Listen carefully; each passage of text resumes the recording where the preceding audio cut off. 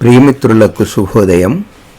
మనం ఇప్పుడు దాశరథి శతకం, కంచర్ల గోపన్న రచించినటువంటి దాశరథి శతకంలో 26వ పద్యాన్ని చూస్తున్నాం.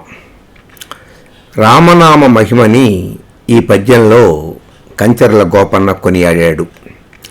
రా కలుషంబులెల్ల బయలంబడద్రోసిన మా కవాటమై ఢీకొని ప్రోచు నిక్కమని ధీయుతులెన్నన్ తదీయ వర్ణముల్గై కొన్ని భక్తి చేనుడువగానరుగాక విపత్పరంపరల్ దాకొనునే జగజ్జనుల దాశరథి కరుణాపయోనిధి.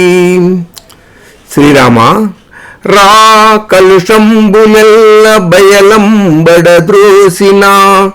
రా అనేటటువంటి అక్షరం మనలోని ఉన్నటువంటి పాపాలన్నింటినీ కూడా బయటికి తోసివేస్తూ ఉంటే నోటి నుంచి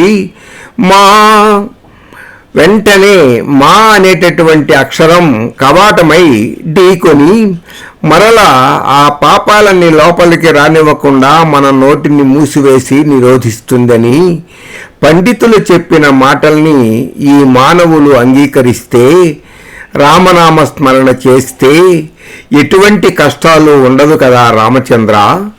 అయినా కానీ అటువంటి ప్రయత్నము ఈ మానవులు చేయటం లేదు అంటున్నాడు కంచర్ల గోపన్న. రా కలుషంబులెల్ల బయలంబడద్రోసిన మా కవాటమై ఢీకొని బ్రోచు. రా అనేటటువంటి అక్షరంతో నోటిని తెరిచినప్పుడు పాపాలన్నీ బయటికి పోగానే మా అనేటటువంటి అక్షరంతో నోటిని మూసివేస్తే పాపాలు మళ్ళీ లోపలికి రాకుండా ఆగిపోతాయి. నిక్కమని ధీయుతులెన్న తదీయ వర్ణముల్గై కొన్ని భక్తి చేనుడువగానరుగాక విపత్పరంపరల్ దాకొనునే జగజ్జనుల దాశరథి కరుణాపయోనిధి.